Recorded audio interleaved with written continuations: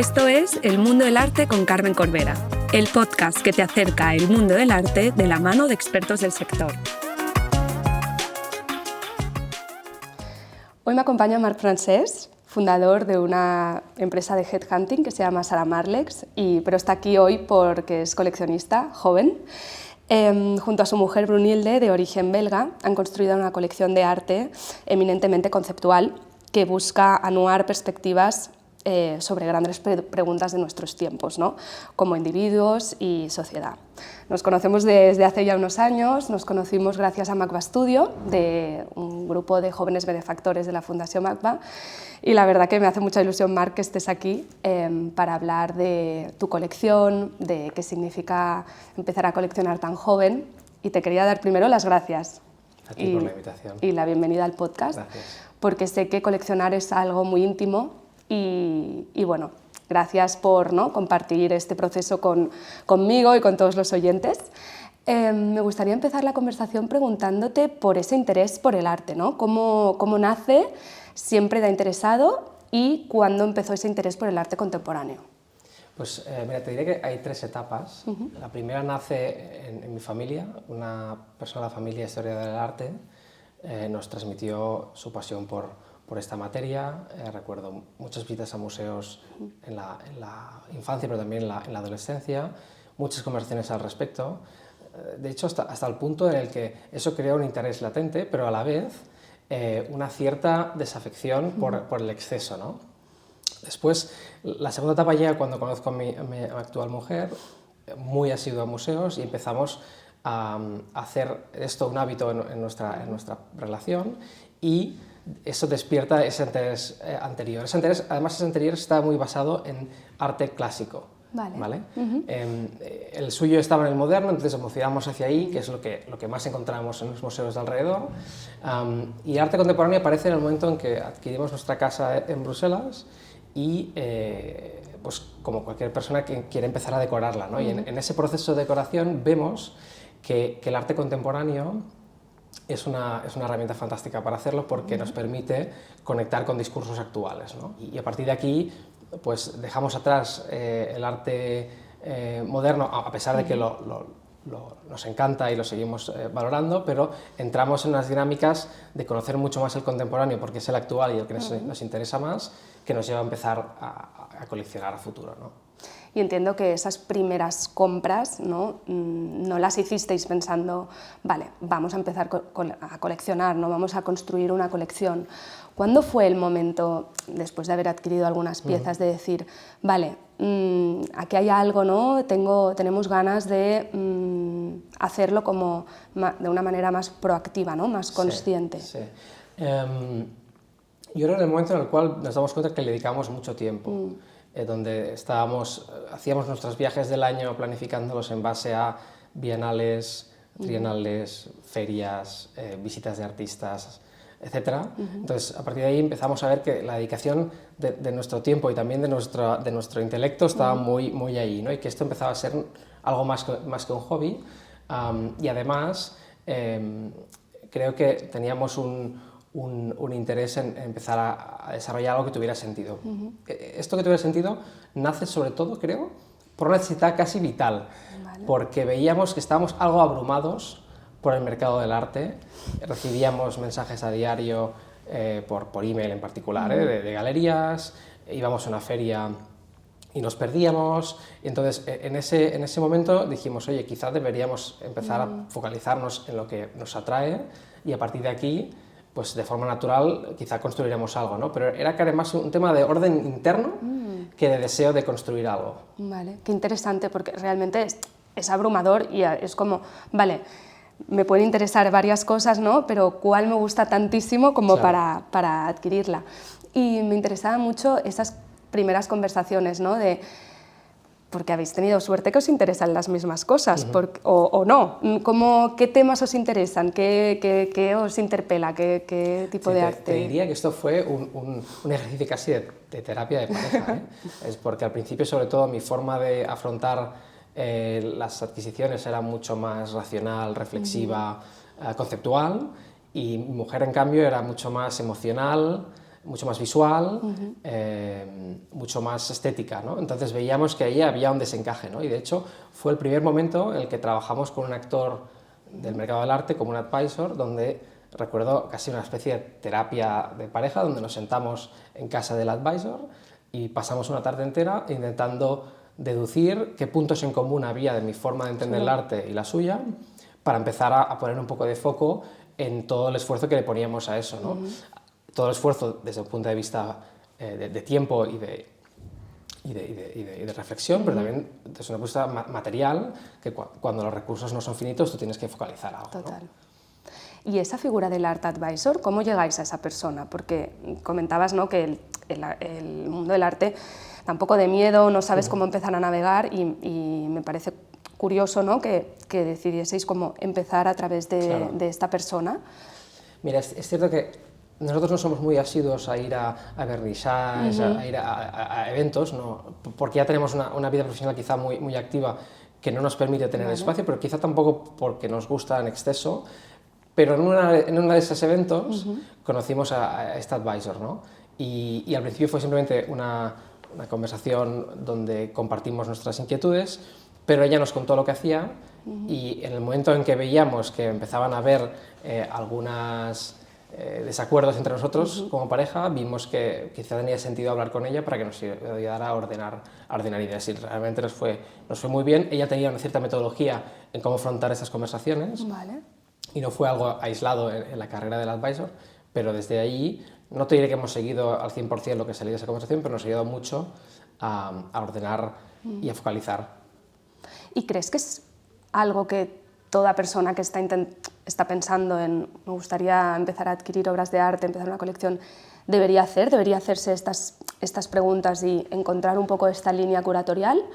¿O crees que en vuestro caso os ha funcionado, pero no todo coleccionista debería tener esta...? No, yo creo que cada uno debe seguir su propio camino en base primero a lo que le gusta, pero después también te diría a qué fin persigue con ello. Si es un fin puramente estético, pues simplemente será lo que le plazca. Si hay un fin de apoyar un determinado tipo de artista, a lo mejor puede necesitar más ayuda. Si es un fin incluso de focalizarse en un espectro global, hay personas que te pueden ayudar a construir un poco tu espacio y a partir de ahí empezar a trabajarlo, ¿no? De hecho, nosotros nos hemos guiado, te diría, con mentores. Tenemos un mentor en particular en Bélgica que nos ha ayudado muchísimo. Vale. Nosotros somos vecinos de un ex gran coleccionista belga que se llamaba Germán Dalet, que vendió toda su colección al MoMA, y él tuvo la suerte de ser mentorizado por Germán Dalet. Entonces él, que está en un estado de su vida en el que puede dedicar tiempo a terceros, ha decidido mentorizarnos, y te diría que tenemos contacto con él, si no diario, semanal, y nos ayuda a conocer mejor el mercado, que tiene muchas disonancias de información que nos ayuda a entender, pero también a hacernos preguntas incómodas sobre por qué compramos lo que compramos, por qué visitamos lo que visitamos, etc., ¿no? Entonces, el segundo actor fue el advisor. Qué suerte.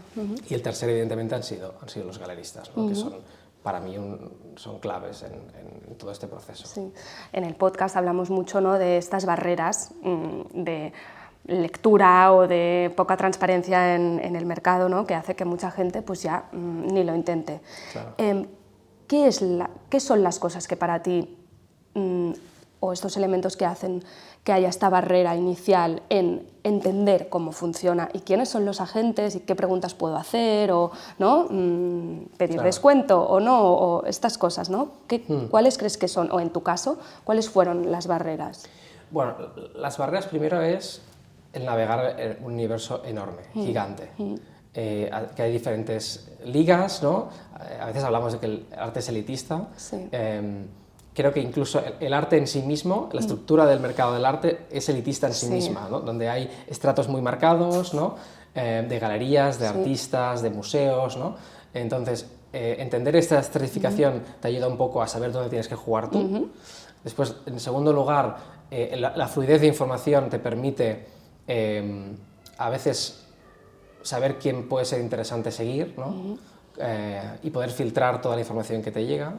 Y la tercera, te diría, es anticipar potenciales errores que con un mentor o con personas de tu generación que te puedan, ¿no?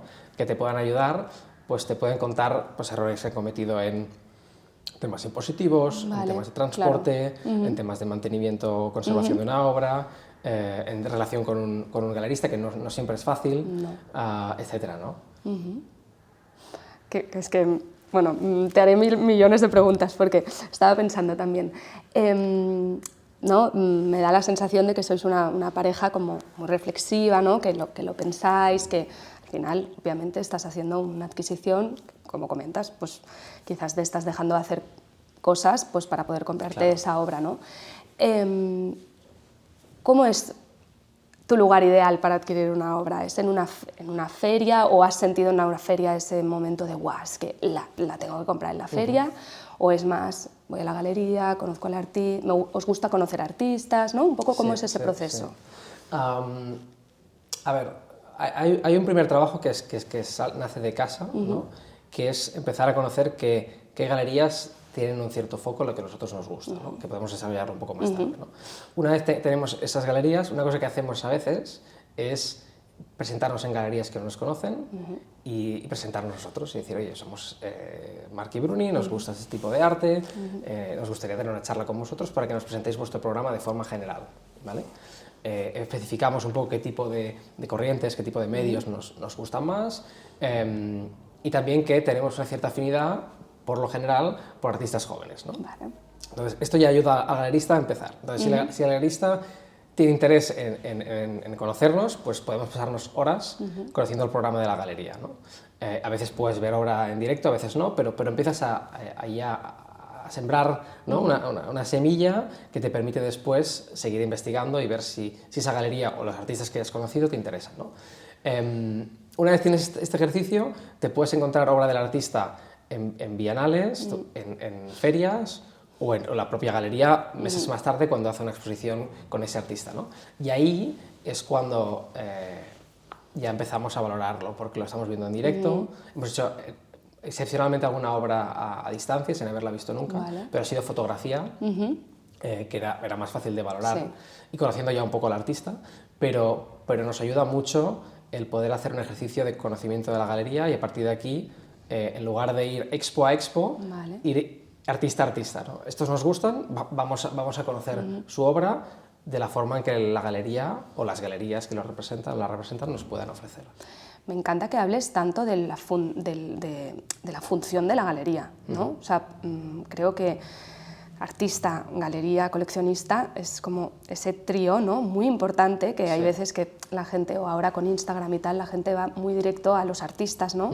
Y me gusta lo que explicas de la galería como o el galerista como un acompañamiento a pues, educar la mirada, a explicar, ¿no? No sé, me parece que como también para las personas que nos estén escuchando, ¿no? Es una buena, bueno, es la puerta de entrada, ¿no? A todo este conocimiento. Sin duda.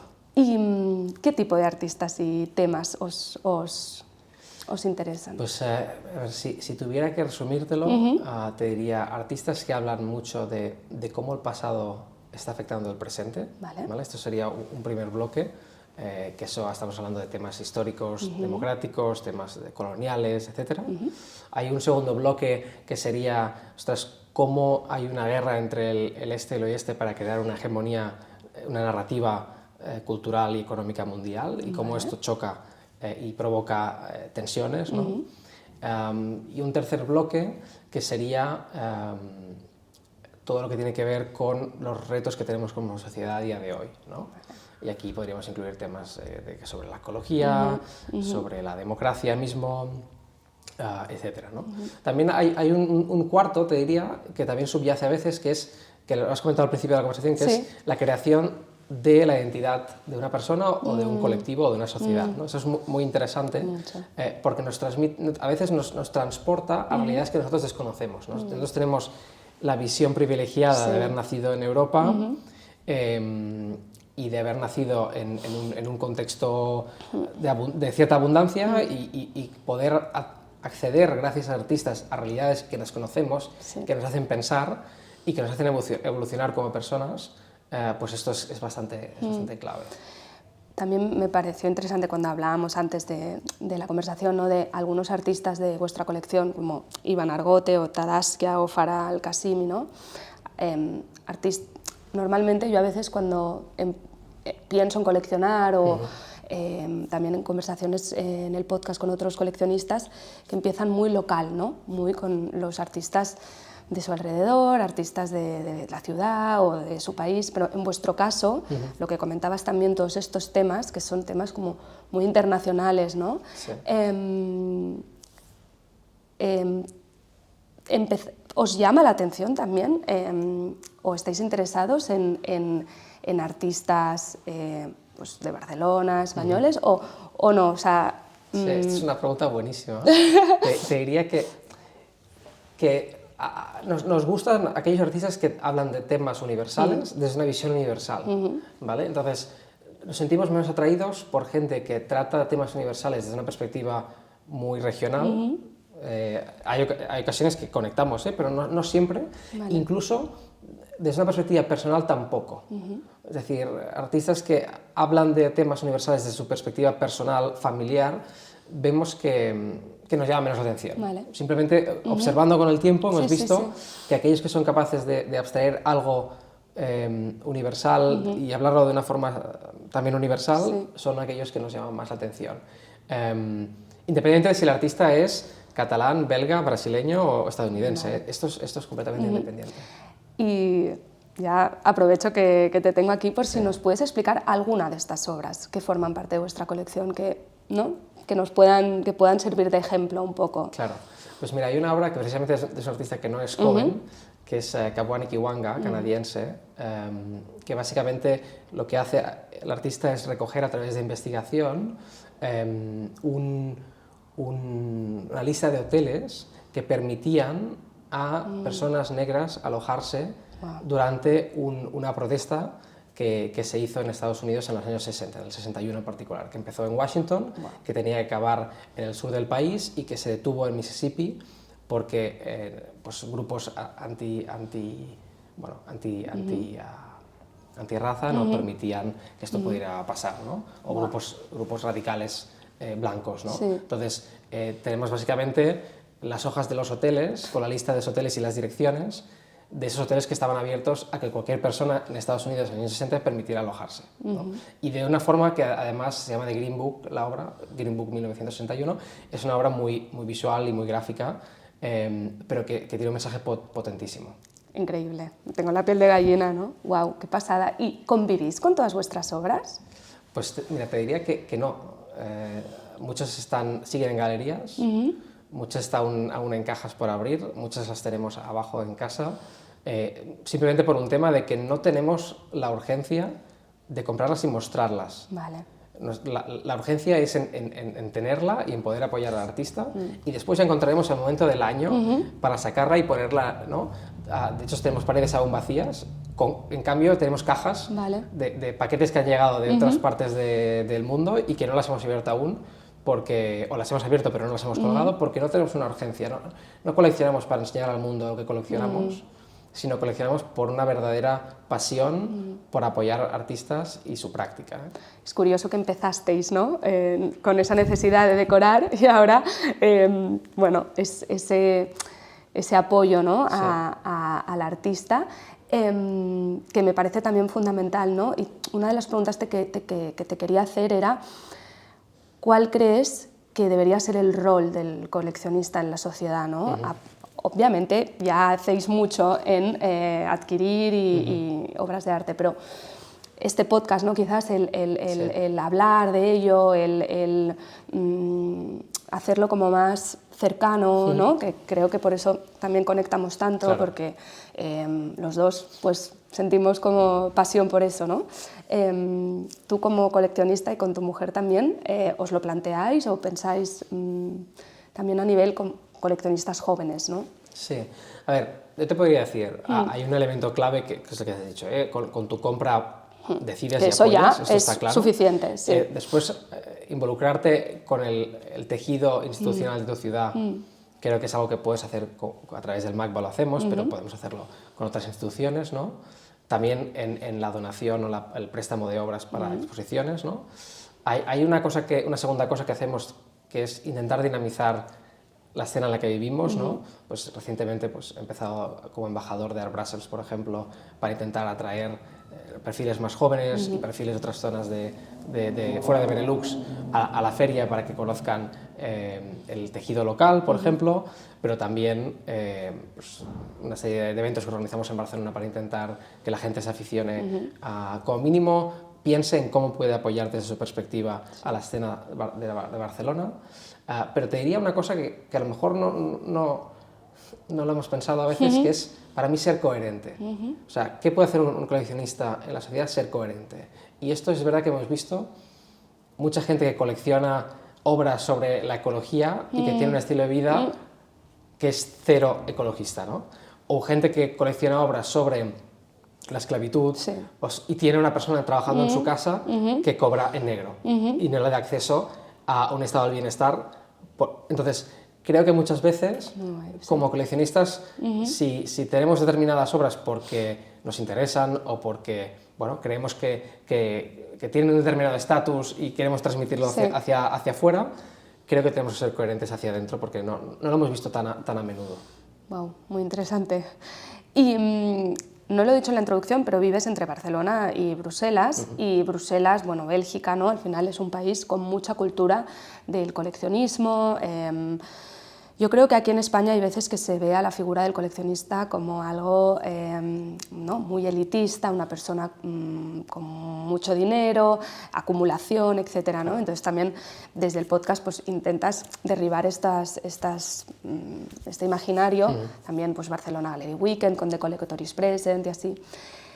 ¿Qué podríamos aprender de Bruselas o de Bélgica nosotros en cuanto a esa cultura de coleccionar o de adquirir obras de arte? A ver, partimos de la base que y le hemos hablado muchas veces, que el coleccionismo nace de dos cosas. Una es una educación muy fuerte hacia el arte, ¿no? Y en Bélgica es muy presente. O sea, creo que la actividad cultural del belga medio es muy elevada, con lo cual ya hay un cierto interés por defecto en las artes plásticas o en la cultura en general.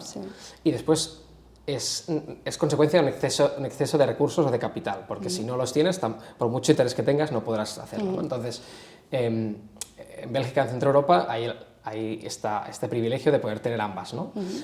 Aquí yo creo que podemos empezar como mínimo por la primera, porque hay factores que no podemos controlar en el segundo, pero en la primera sí, y es lograr explicar a las nuevas generaciones, pero a la población en general, las ventajas que tiene el arte desde un punto de vista social, desde un punto de vista intelectual, incluso desde un punto de vista estético, ¿no? El valor de la belleza a veces incluso se minusvalora, ¿no? Y después con esto empezar a incentivarlo, porque la realidad es que las nuevas generaciones, el arte compite contra muchas otras plataformas, ¿no? O contra muchas otras herramientas de entretenimiento. Entonces, poner esto en valor desde las instituciones públicas y privadas creo que puede ser una forma de que como mínimo haya un germen que después, si hay gente que tiene esos recursos, lo podamos canalizar en nuevos coleccionistas. Total. Y luego también, el que a veces también lo digo desde aquí, quizás tu primera adquisición no tiene que ser una obra, ¿no? Un lienzo enorme o una instalación, ¿no? Puedes empezar poco a poco o pues con obra gráfica o, ¿no? Y ir poco a poco construyendo tu colección. Creo que hay medios, ¿no? Obra gráfica, fotografía, que te permiten, primero, tener obras domésticas, ¿no? Y obras asequibles. Después te diría, hay artistas preemergentes que puedes conseguir cosas fantásticas. Una cosa que hacemos nosotros, por ejemplo, es de forma anual, vamos al Risk Academy en Ámsterdam, donde tenemos artistas de primer nivel que van a ser artistas de primerísimo nivel, que están exponiendo sus primeras obras, muchas veces sin galería, y que te permiten adquirir a alguien que en 10 años probablemente esté en una Bienal de Venecia, o en 15 o en 20, a un precio asequible. Entonces, esto es algo que solo lo logras si realmente te inviertes mucho tiempo en hacer ese tipo de cosas. Exacto. ¿no? Es que también lo que veo en ti, ¿no? Es mucho tiempo de estudio, ¿no? De reflexión, que curiosamente con Carlos Usandizaga, que también colecciona con su mujer, también era eso, ¿no? no tener prisa, ¿no? Y el ir construyendo, que yo también me lo digo a mí misma un poco, ¿no? Porque hay veces que me gustaría quizás ¿no? adquirir alguna obra, pero me bloqueo, básicamente, porque hay tanta información, lo que has dicho al principio, ¿no? Pero ahora pensándolo digo, bueno, pues quizás me lo tengo que tomar con más calma y pues ir a hablar más con galeristas, explicarles, ¿no? qué me interesa, y poco a poco crear como ese escenario en el que te puedas También te diría que es importante entender por qué estás introduciendo en este mundo, ¿no? Porque si realmente es un tema de absoluta pasión y devoción por esto, entonces el tiempo no debería ser una presión. El tiempo debería ser algo que tú usaras para conocer mejor qué te gusta, ¿no? Conocerte mejor a ti y a partir de aquí empezar a enfocarte, ¿no? Si en cambio tú enfocas el arte como una herramienta para otras cosas, es cuando tienes prisa, porque tú quieres demostrar algo, ¿no? Por ejemplo, quieres demostrar un determinado prestigio social, que en mi opinión el retorno de esto es muy bajo. ¿Sí? Creo que para la gente que lo quiere usar como una herramienta de prestigio social es bajo y puede ser muy frustrante, porque va a poner mucho tiempo o muchos recursos en algo que después al final no va a tener el reconocimiento que busca, y incluso si lo que busca es un retorno económico, probablemente es también, con lo cual creo que volvería al inicio, solo dediques tiempo a, no adquirir, me refiero a intentar coleccionar de forma proactiva, si realmente lo que tienes es una pasión real. Si no, va a ser desgastante, vas a sentir frustrado, porque vas a intentar comprar algo que después verás que no gana en valor, o vas a intentar comprar algo esperando el reconocimiento de otros y no lo vas a tener. Entonces, creo que, sobre todo, si no tienes claro por qué coleccionas, tómatelo con calma. Sí, y compra algo que realmente te guste, ¿no? Que esto lo han dicho, creo que todos los invitados del podcast, ¿no? De que está bien pedir consejo, está bien comparar, tal, pero al final lo que, ¿no? te tienes que ir a la cama y pensar, vale, me gusta a mí, me interesa a mí, ¿no? Sí, incluso te diría, me interesa a mí, me gusta, ¿por qué no? Hicimos una adquisición hace poco, hace un par de semanas, y me acuerdo una conversación con mi mujer que le dije, no te veo muy convencida del aspecto, y me dijo, es que no es tan importante. Para nosotros el medio es consecuencial a la idea. Entonces nosotros partimos de que la idea es potente, es poderosa. Esta es una idea muy de Anton Herbert, que fue un coleccionista austríaco muy importante. Si nos gusta la idea, empezamos a explorar el medio, y a veces no tiene por qué ser, siempre y cuando no sea grotesco o algo con lo que tú no puedas convivir en casa, no te sientas cómodo.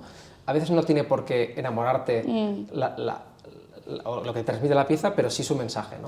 Es nuestra forma de verlo, y también animo a la gente a veces si una obra no te gusta, reflexiona pero ¿por qué no te gusta? Intenta entenderla mejor, incluso si no la entiendes, intenta rascar, intenta hablar con el galerista, intenta visitar al artista y que te explique por qué hace lo que hace, ¿no? Y quizá a partir de aquí es cuando tú empiezas a valorar ese trabajo y te puede llegar a gustar, ¿no? Al final, la estética es un gusto adquirido, ¿eh? Es decir, la belleza es un gusto adquirido y se hace con el tiempo.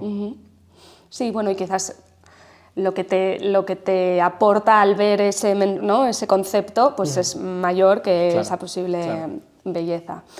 Hablábamos del tiempo, ¿no? Y de tomárselo con la calma, y también así a nivel, no sé, curiosidad.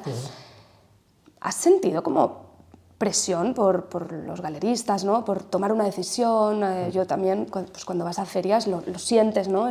Es normal, o sea, al final las galerías pues tienen que vender y... ¿no?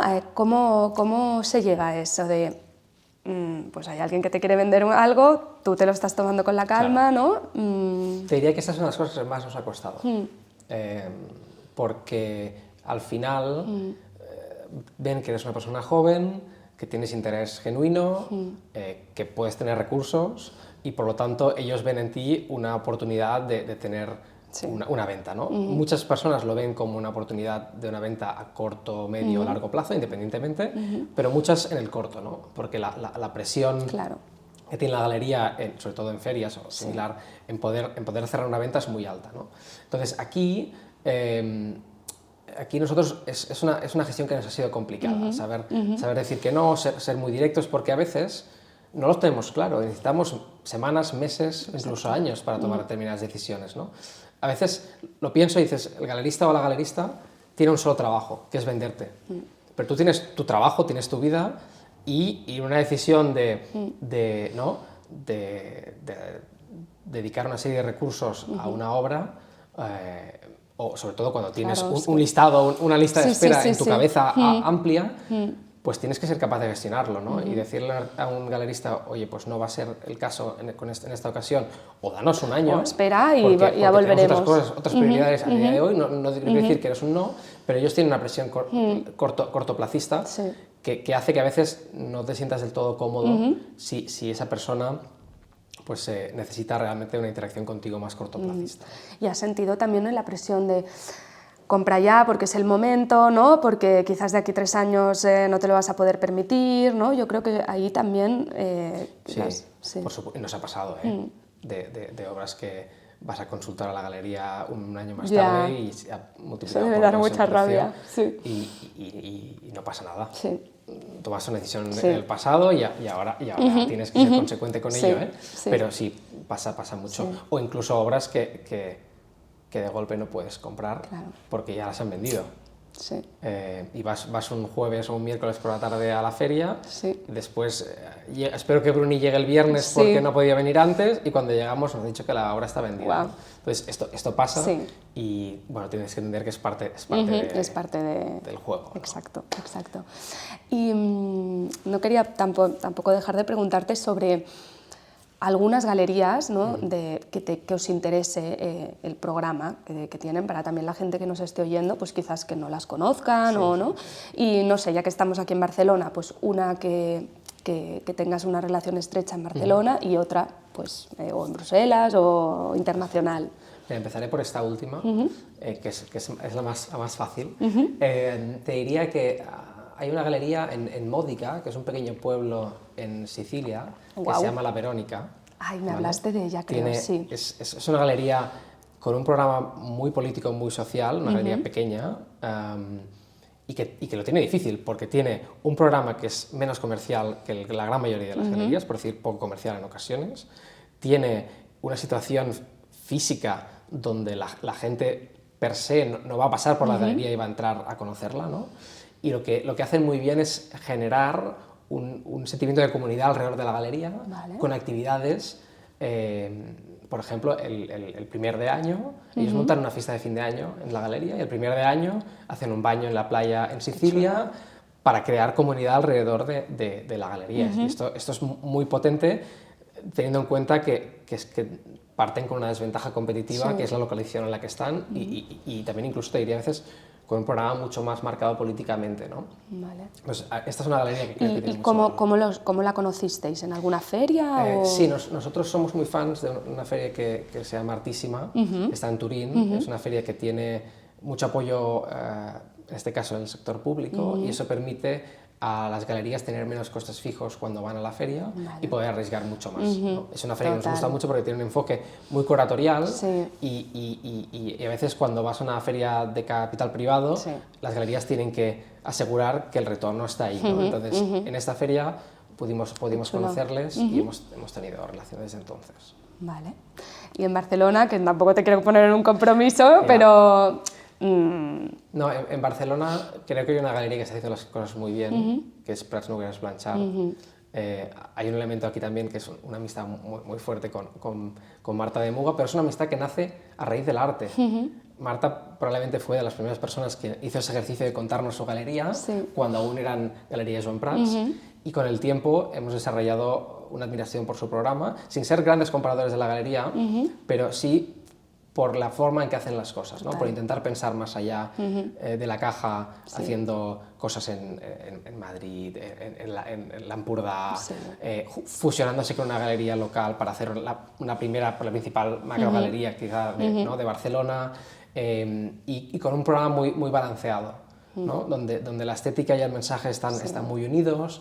Creo que es una galería fantástica y que tiene un equipo muy por la labor de crear nuevos amantes del arte y nuevos potenciales coleccionistas. Estoy de acuerdo, sí. Y luego me gusta mucho lo que dices de relaciones personales. Al final el mundo del arte también es esto, ¿no? Es el clic con el galerista, el clic con el artista, ¿no? Además de que te interese la obra, es innegable que es una industria muy humana, sí, ¿no? Absolutamente.